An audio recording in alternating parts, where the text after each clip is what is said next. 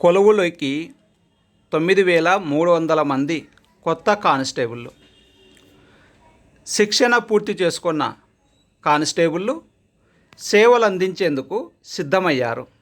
వివిధ విభాగాల్లో మొత్తం 9,300 మంది కానిస్టేబుల్ అభ్యర్థులు శిక్షణ పొందారు. టీఎస్పీఏలో బుధవారం జరిగే పాసింగ్ అవుట్ పరేడ్కు అదనపు డీజీపీ స్వాతి లక్రా హాజరై గౌరవ వందన స్వీకరిస్తారు. వరంగల్, సిటీసీ, సంగారెడ్డితో పాటు మరో 2 జిల్లాల్లో పాసింగ్ అవుట్ పరేడ్ నిర్వహించాలని అనుకున్నప్పటికీ సీఎం కేసీఆర్తో పోలీస్ అధికారులు సమావేశం కారణంగా వాయిదా వేశారు. ఈ నెల 9 వరకు అన్ని శిక్షణా కేంద్రాల్లో పాసింగ్ అవుట్ పరేడ్లు పూర్తి చేయనున్నారు. కోవిడ్ నిబంధనల కారణంగా పరేడ్కు సందర్శనను అనుమతించడం లేదు. 18న కొత్త కానిస్టేబుళ్లకు పోస్టింగ్ ఇస్తారు.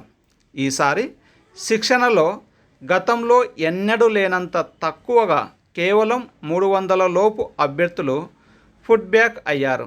వీరికి మరో 2 నెలలు అదనంగా శిక్షణ ఇస్తారు.